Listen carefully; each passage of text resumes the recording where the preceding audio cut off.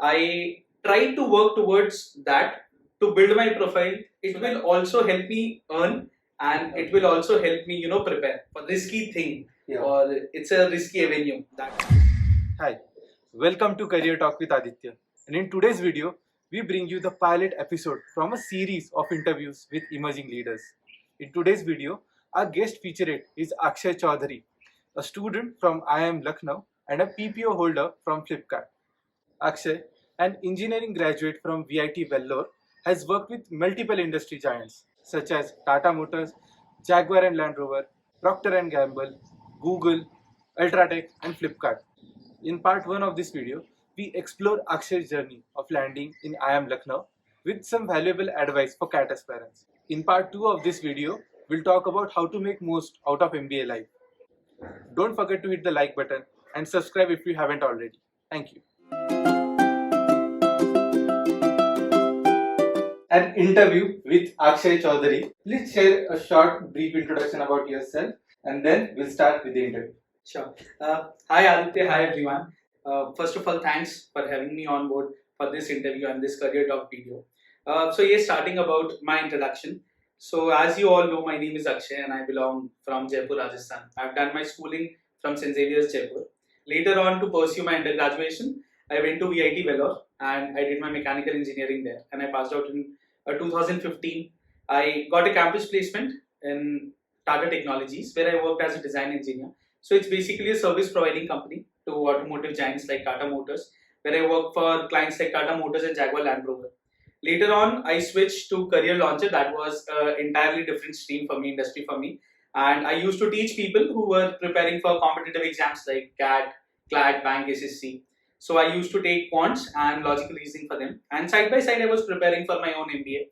I wrote CAT. Luckily, I got good percentile. And I got an admission in IIM Lucknow PGP Sustainable Management Program. I joined here last year. This is like, a brief journey about me till now. Thank you so much, Akshay. He's one of those guys who actually inspires you. We all dream of working in big companies such as Google, P&G, but he's that person who has been there, done that. And having said this, let's start this interview with a very simple question. Let's start from the beginning. So, right out of 10th standard, what was your perspective on choosing your stream for your career ahead? Okay, so I come from a very middle class family, and looking towards my elders, my cousins, and we had a legacy of having engineers in our family. So whenever I used to look at my elders, whether it's my brothers or sisters, I always had one option that yes, I need to pursue engineering as my career. So yes, that mindset was there since I was in 7th or 8th. I had to take science and maths. So that is the reason I progressed in the same field. I took science and maths in 11th and I chose engineering as my subject. Also, I had a huge inclination towards automotive, and cars are the thing that that excites me the most, and chose mechanical engineering to be very precise in my engineering days. Okay. So, with motivation of being an engineer, Akshay took up science stream post 10th standard. Yes. So coming down to the main question in 12th standard. So let's say you had planned that I want to become an engineer. So what was your long-term thought process that in next 5 years or 10 years, by being an engineer, what you wanted to achieve in life? Okay. So as I already mentioned that cars and automotive industry was one of the things that excited me the most. So my vision for always was that I wanted to enter in that industry itself, whether it be subdomains like manufacturing or designing or any other field operations, but that should have been related to automotive. So when I entered in engineering, I tried to work towards that to build my profile so that I can get a leverage in automotive industry. Therefore, I did internships in Ashok Leyland, that is again an automotive giant. Then in bearing industry, NBC, that is Birla's bearing industry in the manufacturing domain. And yes, I always wanted to start my career with manufacturing, but luckily I got a chance in the designing domain, and I wanted to excel. That I just wanted to learn the integrities of the automotive industry, because automotive is something that is never going to stop. Okay. Cars are something which are never going to stop, and the youth which we have today, and with the help of the cinema industry, Bollywood industry, Hollywood industry, and the people whom we idolize. So they create a very big impact on youth generation, and they are more fantasized towards cars. So yes, I wanted to contribute in that direction, because the dreams which I had, how a supercar should be like, how a sports car should be like, so that I'll be able to fulfill my dreams and work along with the dreams of the students, of the youth who look forward towards it. Okay, sounds interesting. So, getting a bit off track, right now, let's say when you think about MBA, or rather from your bachelor's or in engineering perspective, what was your thinking, or what brought in the perspective of MBA? Because when I think or see engineering or your aspiration in automotive, it's more of a domain expertise. So just by being an engineer, you can get that expertise through experience and excel. So what triggered that MBA factor? Okay, so it was like a series of instances that happened in my life while I was working in Tata Technologies, and it mainly occurred while I was working for Jaguar Land Rover. So I was working as a design engineer, and that is the first step of the millions of the steps that are there in the automotive industry. And we were more focusing towards the basic designs which we actually got from the designers or from the higher management. Okay. So they sent us the designs, and we used to work on that. So there was a very little scope to do advancement in that, or to change it or to give our inputs. So one was that factor. Plus the second factor, since JLR is UK client, it is established in UK, and the UK in 2018 faced a turmoil when the rules and policies were shifted from petrol and diesel to EV vehicles.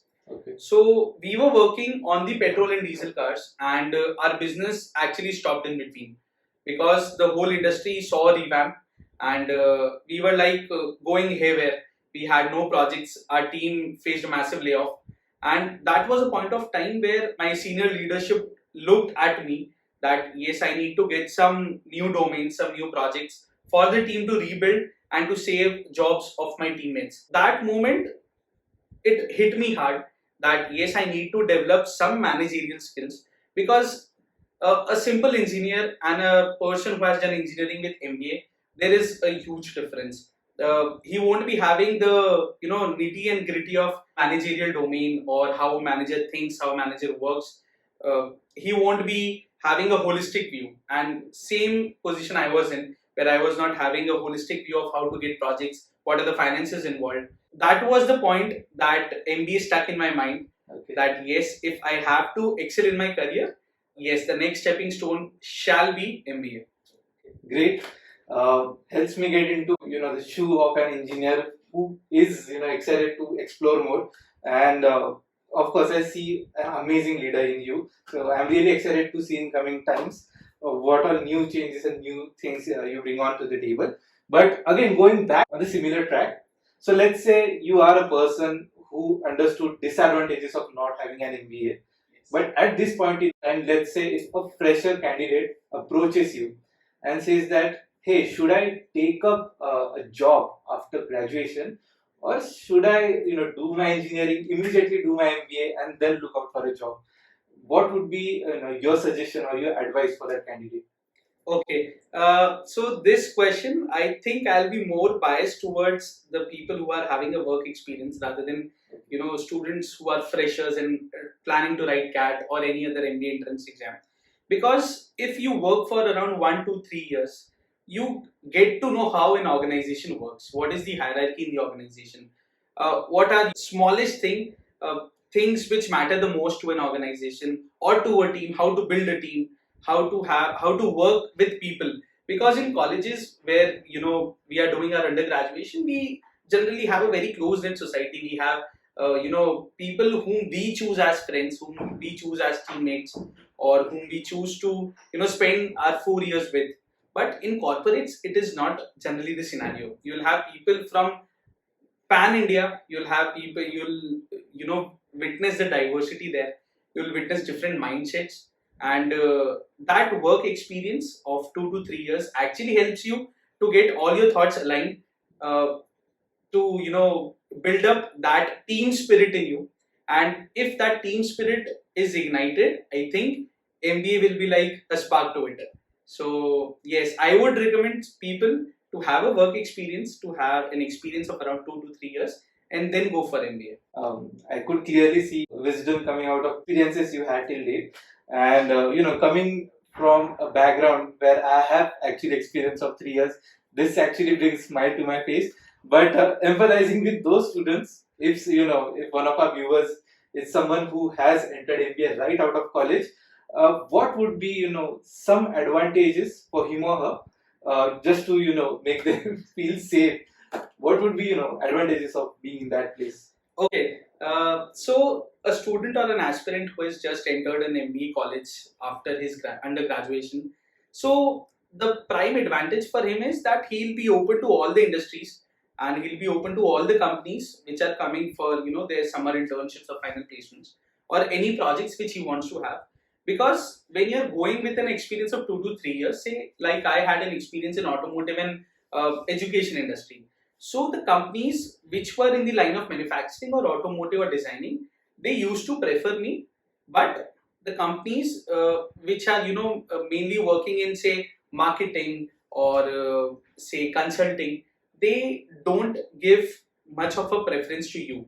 So a fresher has an open field, open plethora of opportunities with them, and yes, anything can take in for them. That's good to hear.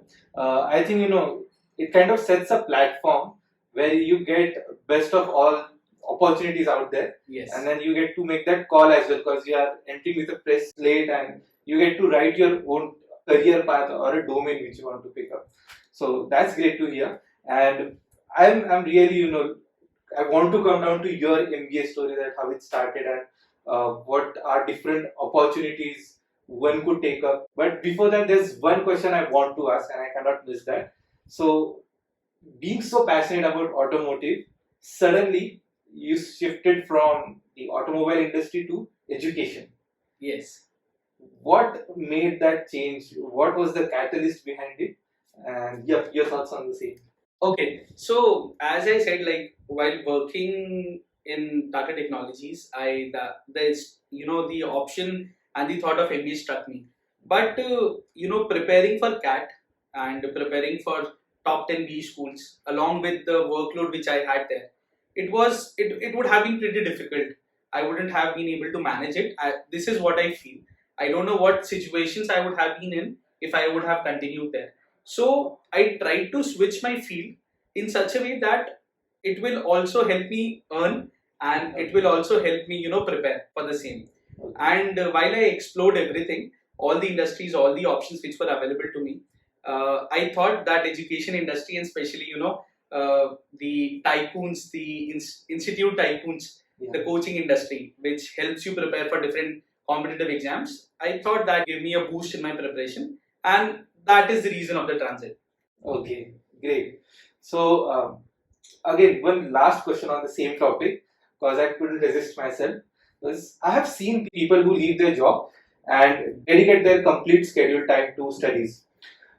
At this point, what could be an ideal plan B if he or she couldn't crack, top 10 or top 20 B schools? This is mainly to, get a clear picture that if things go haywire, what you could do. So yes, preparing for CAT, designing from your job is always a very risky thing, Yeah. or it's a risky avenue that you try to explore. Because if everything goes fine, see, you're preparing for 1 year, you'll be putting in your 100%. But the D-day of CAT and the luck you carry on that day, that matters. Somewhere it matters. So you cannot be always 100% sure that I'll be able to crack it. And when a person who is preparing from last 1 year for CAT, they always have a fantasy, they always have a dream to study in top 5 or top 10 B schools. So that is a very risky area if you leave your job and prepare. Because if something goes wrong, then you don't have a plan B at your hand. So what I recommend is you should not resign from your jobs, or you should not leave the jobs which you are currently doing, and you should prepare side by side. Because I have been there and it really helps. Okay. Because you have a mental peace ki if plan A of CAT does not work out, I have a plan B, I have a safe job, I'll be able to live my life. Okay. Perspective behind this question is we have around 4 lakh students sitting for CAT every year, and if we consider top 10 colleges with 500 seats each, we just get 5,000 seats for the students, and the probability of passing these students is so minute that the risk factor plays a big role, and that's why a lot of students aren't able to achieve that mental peace during this phase if they resign from their job. Correct. So I hope this advice helps those students who are planning to take this step, or they are exploring the possibility of leaving a job and preparing for CAT. No monkey in the jungle, blind hot like a sono. Bouncing up and I'm trying to weave an anaconda. Jumping in the water, trying to sleep across the water. Got sea cars out, got me big bad for rock. Bag of money, know I gotta have it. Savage, but I'm still a gentleman in Cali.